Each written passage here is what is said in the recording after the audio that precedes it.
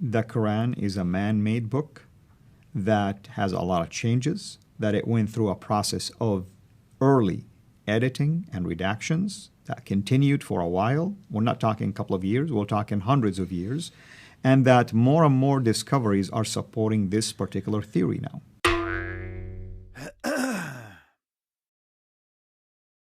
So my hope to you as a Muslim who's been watching this, come home to the Father through the Word that He sent to become flesh and die on a cross for your sin, so that by faith, by grace, you will be saved and you will have an assurance of eternal life. Without it, you will not be able to find the way, for Jesus Himself is the way, the truth, and the life.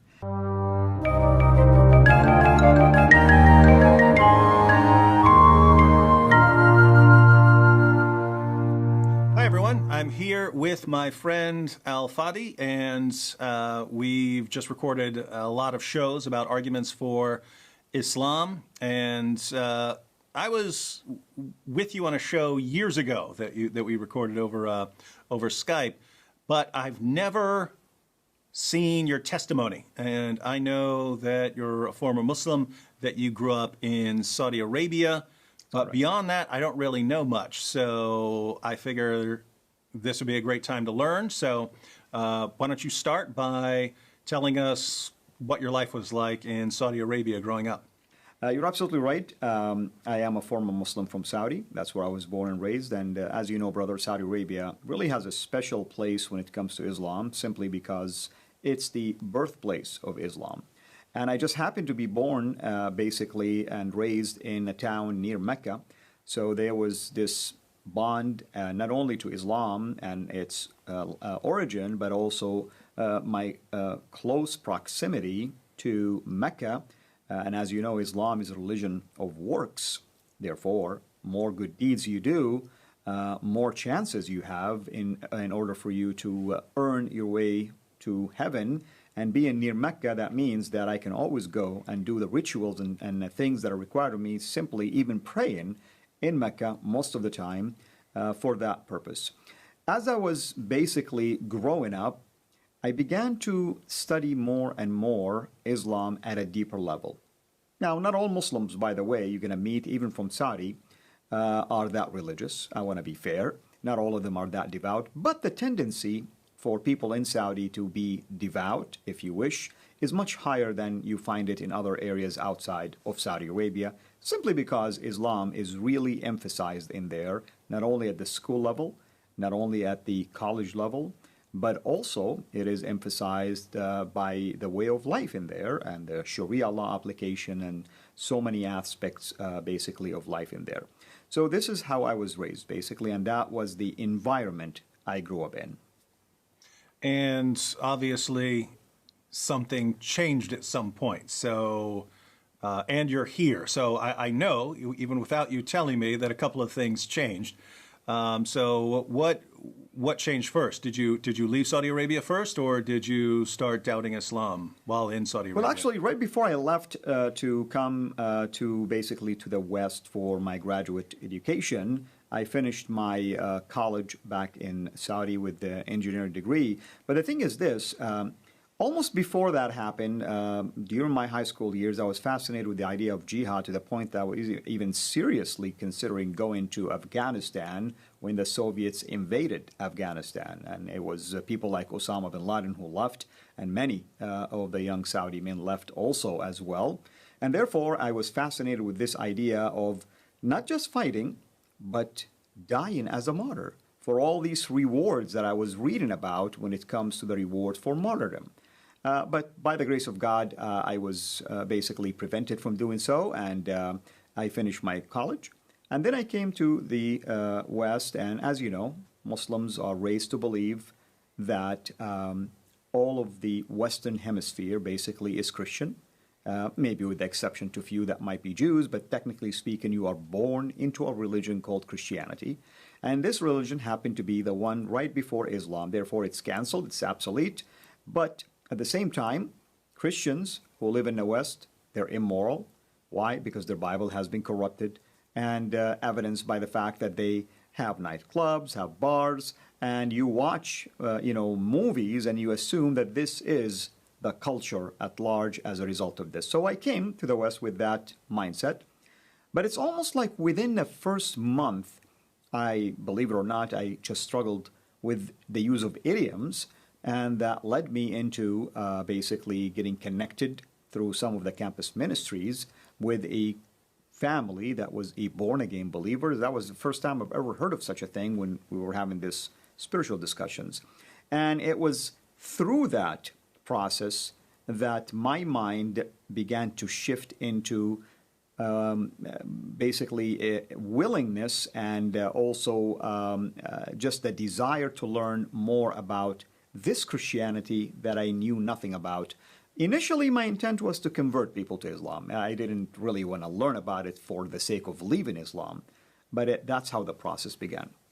Wait, so you got involved with Christians because you're trying to work on your English speaking abilities? My English, exactly. Oh, wow, that's interesting. So, how did you come to doubt Islam? Because most Christians that you would ever run into generally know very little about Islam. So I doubt they would have been presenting criticisms of Islam. So how did you come to doubt Islam? That is true.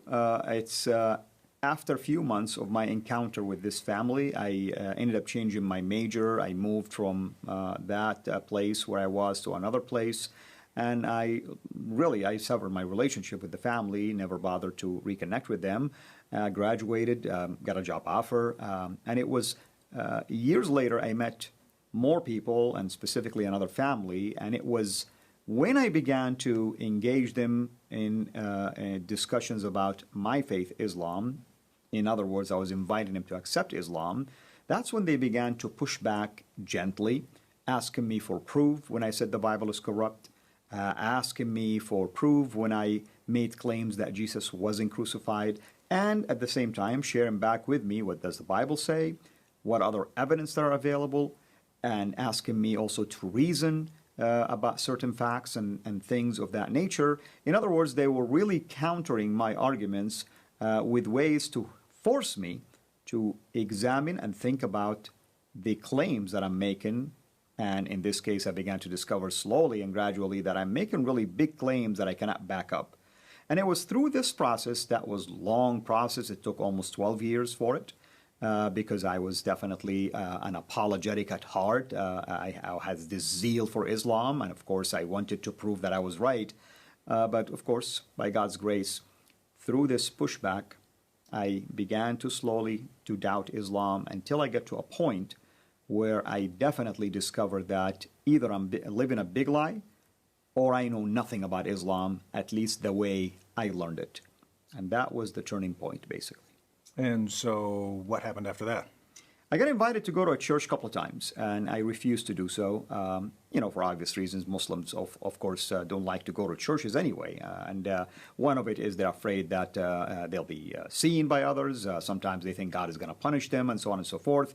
I spent about a year and a half, give or take, basically in, I call it spiritual vacation. I wasn't fasting, I wasn't praying, I wasn't doing anything. So I felt guilty. Remember, I'm religious most of my life. You don't do any of these rituals, all of a sudden you feel like there's something missing here. You're wired to be religious, but at the same time, I felt also a heavy burden almost like lifted off my shoulder. So I was really in this middle stage. Do I really go back to being religious, or why am I feeling relieved at least? And it was during that phase when I agreed finally to go to that church. And when I attended the church, I began to hear the gospel being preached from the Gospel of John, from the pulpit. And all of a sudden, the things that I heard from that very first family 12 years earlier, and the other family, and others in between, somehow began to make more sense. The story almost began to make sense, perfect sense, actually. All of that, of course, led me to begin to question myself at a deeper level. Obviously, the Holy Spirit was convicting me already. And as a result of this, really, I felt like at some point, I'm going to have to make a decision. And then September 11 happened at the same time. And obviously, being a devout Muslim, I understood perfectly why these hijackers did what they did, of course. It's their ticket to heaven. That's the way they were thinking about it. At some point in my life, I wanted to die as a martyr. But the devastation of that act was being laid out before my eyes, and I began to see what I myself could have done as well years earlier to others, innocent people, innocent lives. And I began to really ask myself, why would God allow for things like this to happen for the purpose of few just to go to heaven, if he is really a God that I thought to be the God of peace, and my religion is a religion of peace? And to top that, that very weekend, I attended the same church, and they preached from the Gospel of Matthew about loving your enemies and praying for those who persecuted you. And that was a very powerful passage, because I reminded myself that if the God of the Bible is the God of the Quran, then something drastically happened to this God, that he changed his mind about loving your enemies 600 years before the coming of Muhammad, and all of a sudden now it is a command to hate and fight them. We have to back up a second, because I'm a little confused. Because on the one hand, you seem like you understand that Islam promotes jihad and martyrdom. But on the other hand, you were saying that Islam is a religion of peace. So is it something like the jihad is right because you're ultimately striving for peace and the good of the Islamic community, or something? Like, I can imagine if you're the fighting in Afghanistan, that Right. These are Russian invaders, and so you're martyring Right. yourself to stop the invaders, or something like No, that. that's a very good question. Before I reached that point of confusion, of course, certainly I would look at Islam as a religion of peace from a different perspective. Religion of peace in terms of spreading Islam, and that will be the only way to enforce peace. But then when I began to doubt Islam, definitely I was touched now by what I've seen, and that really was the struggle that I faced. Reminding myself now, I used to think to do things like this, but at the same time, also the opposite side of that belief is that also it's a religion of peace. So how can this be peace? Mm-hmm. Because now I'm witnessing it by myself. And of course, that was a major event, as you know, globally. And that was a turning point, of course, in terms of people understanding about Islam and its teaching in relationship to jihad. And I've already been heard hearing the gospel, and obviously the Holy Spirit was doing his work already and convicting me. So it's the softness inside of me that allowed me to, for the first time, to begin to examine things that in the past I accepted, but now it looked totally different to me. And so what was the sort of last straw? The last straw was, certainly it was very important for me to hear that passage being preached. I continued to come to that church for probably another 2 months or so, but a couple of times during those services, they would call people to the altar, of course, and if they want to accept Christ. I almost felt one time tempted to do this. I didn't know what was forcing me to think that way, but I kept denying my internal, basically, desires to follow along. But it came to a point where I really wasn't able at all to keep resisting. In fact, it was coupled also by seeing some sort of a dream. Typically people, especially Muslim people, are afraid of the idea of death for two reasons. Death means there is a possibility of punishment in the grave. But most importantly, you don't know really if you're going to end up making it to heaven or not. I mean, you still want to keep doing your good deeds. And the dream that I was getting actually was strange, that I died, and I'm standing before the throne of God, and he's asking me one question: why have you rejected my son? And that was a question I didn't know the answer to, yet at the same time I was already attending the church, and I'm hearing about the son already, and I've seen people accepting the son. And when I've seen this dream a couple of times happening almost within the span of these 2 months, it really terrified me. It's almost like I began to think about death. What's going to happen now if I truly die? What is basically the right path? Is it Islam, or is it what I'm hearing? And it's just by the grace of God that I finally came to my senses, and I realized that I must make that decision to follow Christ. And it wasn't an easy decision, of course, but there we are. And so what happened afterwards? Of course, there is always a cost that comes with this. I lost a lot of things almost immediately. And I have to admit, the first thing that came to my mind is that, did I make the wrong decision? And am I being punished by Allah as a result of this? And it goes to show, by the way, the importance of having the right people surround you and disciplers. Because of that, the people around me who are believers began to explain to me that this is spiritual warfare.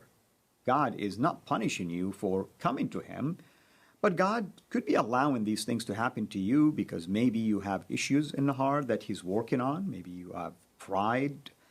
Maybe He's preparing you for something big, a ministry or something of that sort. But don't look at it as if He's punishing you. He cannot punish you for coming to Him. He is. They began showing passages that heaven is rejoicing that actually, as a sinner, you accepted basically Christ.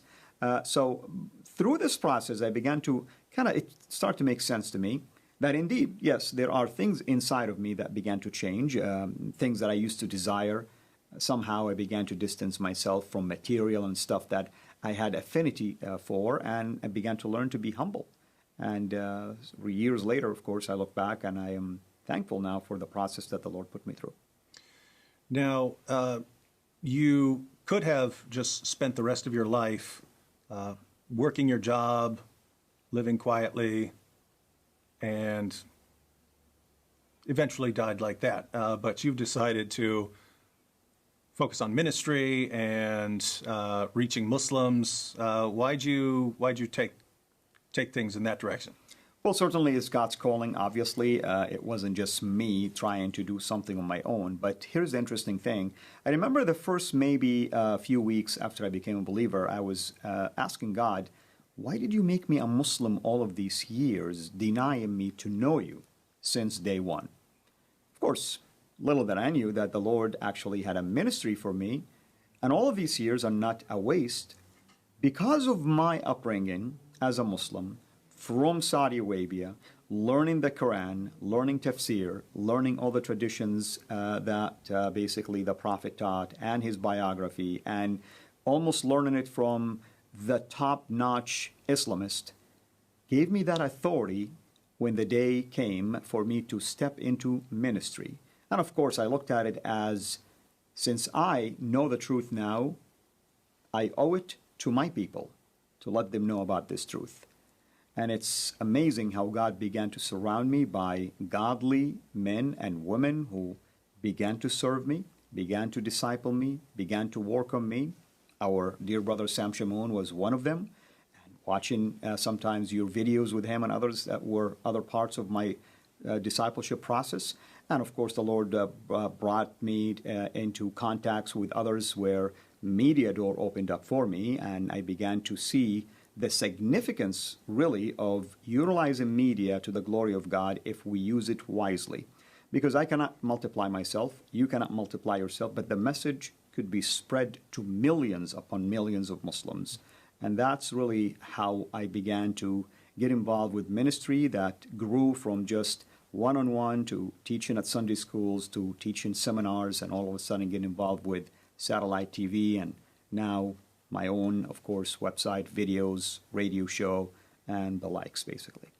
One last question. You mentioned a situation where you saw the 9/11 attacks and decided to rethink things more carefully. I know there are lots of Muslims in the world today who are in that situation because they've seen a lot more than just 9/11. They're seeing what people are doing in the name of Allah around the world. Even right now during Ramadan, they're seeing the constant bombings, the suicide attacks, and so on. And many of them still believe in Islam, but this can become a time of reflection for them, time to think to themselves, is this religion true? Is all of this based on Islam, and is Islam true? And for those Muslims who might be ready to think about this for themselves for the first time, instead of just believing what's been passed down to them, what would you say to them? What I would say is this. They are certainly fortunate today because in my days we didn't have Google. We didn't have internet, at least as powerful as we have today. Things have developed ever since. Of course, Google came into the equation later in my search, of course.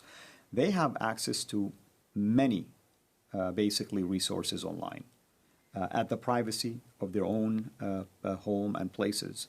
I encourage them to go and examine all evidence available related not only just to Christ and the Bible, but also examine the falsehood, I should say, and the teachings of Islam in contrast to the teaching of the Bible and Christ, and ask themselves this question: what they are witnessing firsthand right now, whether at least themselves, their immediate family, friends, or maybe just what they're watching globally taking place, unfolding right before our eyes, does that make sense? That a religion that everyone think is a religion of peace would cause such chaos globally, and since September 11, this chaos continues to intensify to where we are today. Almost every region in the world has been impacted by it. Can truly the God who revealed Islam to be the religion of peace be the same God who is also causing all of this chaos?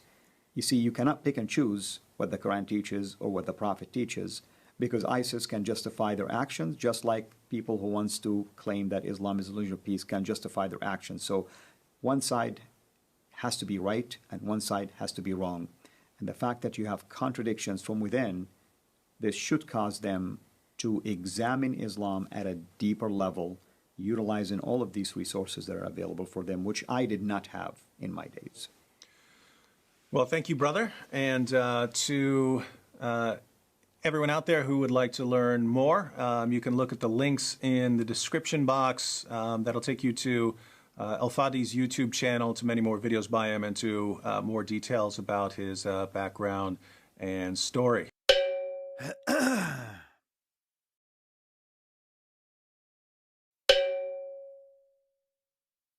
Kita bangga menghafal Al-Quran tapi tidak memahami Al-Quran.